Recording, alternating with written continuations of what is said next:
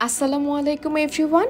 ইরাস কিচেনের আজকের আয়োজনে আপনাদের জন্য নিয়ে এসেছি ঢাকাইয়াদের ঐতিহ্যবাহী গরুর মাংসের কোরমার রেসিপি। এই রেসিপি তৈরি করতে মশলার পরিমাণ কম লাগলেও স্বাদের পরিমাণ কিন্তু অনেক বেশি। প্রতি কোরবানির ঈদেই আমাদের বাসায় এই কোরমা রান্না করা হয়। আমি আজকে অল্প পরিমাণে রান্না করে দেখাচ্ছি, মাংসের মাপ অনুযায়ী বাড়িয়ে কমিয়ে নিতে পারবেন। আমি আজকে 3 কেজি মাংসের কোরমা রান্না করে দেখাবো। কোরমা কিন্তু চর্বি দিয়ে রান্না করা হয়, সেই জন্য প্রথমেই আমি কিছু চর্বি ছোট ছোট করে কেটে খুব ভালোভাবে ধুয়ে নিয়েছি। চাইলে চর্বি বেটেও নিতে পারেন। এখন আমি এটাকে 1 থেকে 1.5 ঘন্টার জন্য জাল করে নিলেই এর ভেতর থেকে তেল বের হয়ে যাবে।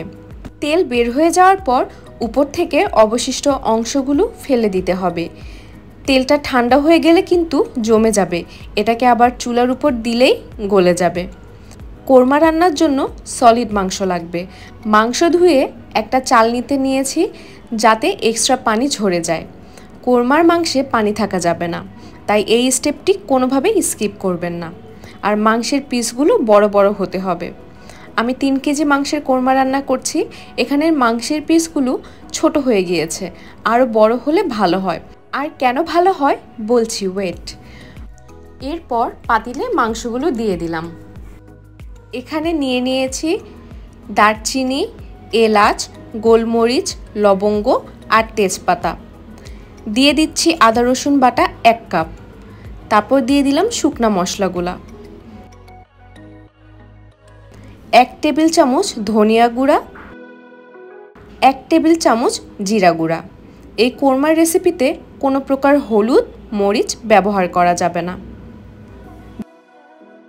দেন দিয়ে দিচ্ছি 2 টেবিলস্পুন ঘি। আমি এখন একবার ঘি ব্যবহার করছি। রান্না শেষে আরও 2 টেবিল চামচ ঘি দিয়ে দিব।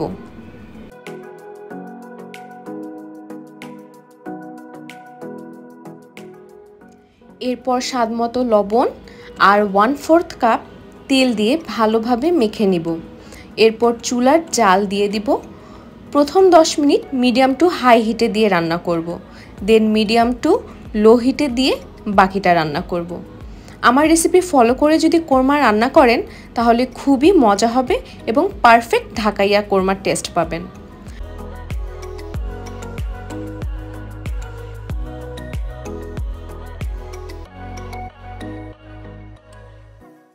কোরমাতে কিন্তু কোনো প্রকার পানি ব্যবহার করা হয় না।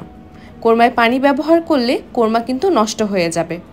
মাংস থেকে বের হওয়া পানি দিয়েই মাংস সিদ্ধ হয়ে যাবে। একটু সময় নিয়ে মাংসগুলো ভালোভাবে কষিয়ে নিতে হবে। মাংসে কোনো প্রকার পানি থাকা যাবে না। এই কোরমা কিন্তু ফ্রিজে না রেখেও একদিন পরপর জাল দিয়ে অনেক দিন পর্যন্ত সংরক্ষণ করে খেতে পারবেন।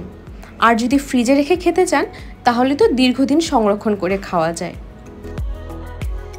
দেখতেই পাচ্ছেন মাংস খুব ভালোভাবে রান্না করা হয়ে গিয়েছে। এরপর দিয়ে দিব চর্বি।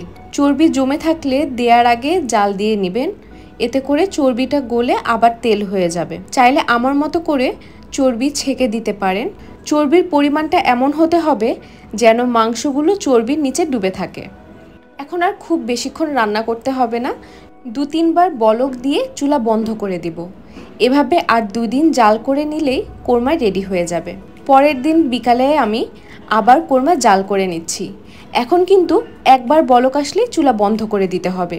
বেশিক্ষণ জাল দিলে কোরমার মাংস শক্ত হয়ে যায়, সেটা খেতে আর একদম ভালো লাগে না। সেমভাবে তৃতীয় দিনও আমি কোরমাটা জাল করে নিচ্ছি। একবার বলক আসলেই চুলা অফ করে দিতে হবে। এভাবে 2-3 দিন জাল হয়ে গেলে কোরমাটা রেডি হয়ে যায়। আমার কোরমা রান্না শেষ। সবশেষে আবারও 2 টেবিল চামচ ঘি দিয়ে দিয়েছি। প্রথমেই বলেছিলাম মাংস বড় সাইজ নিতে হবে, কারণ দেখুন কোরমা রান্নার পর কিন্তু মাংসের সাইজ অনেকটাই ছোট হয়ে যায়। সেই জন্য বড় মাংসের পিস নিলেই ভালো হয়। দেখুন কোরমার কালারটা কত সুন্দর হয়েছে আর মাংসটা অনেক সফট হয়েছে। এটা কিন্তু গতানুগতিক যে মাংসের রেসিপিগুলো আমরা রান্না করি তার থেকে একটু ভিন্নধর্মী স্বাদ। সাদা গরম ভাতের সাথে কোরমা, সাথে কাঁচামরিচ, লবণ আর লেবু দিয়ে খেতে অসাধারণ টেস্ট। যারা ঢাকাইয়া তারা তো জানেনই, আর যারা জানেন না তারা অবশ্যই বাসায় একবার হলেও ট্রাই করে দেখবেন। আমার রেসিপি যদি ভালো লাগে অবশ্যই লাইক, কমেন্ট এবং শেয়ার করবেন। আর বাসায় রান্না করে অবশ্যই আমার সাথে ফিডব্যাক শেয়ার করবেন। আর চ্যানেলটি যদি সাবস্ক্রাইব করে না থাকেন তাহলে এখনই সাবস্ক্রাইব করে বেল বাটনে ক্লিক করে রাখুন। সবাই ভালো থাকবেন। আল্লাহ হাফেজ।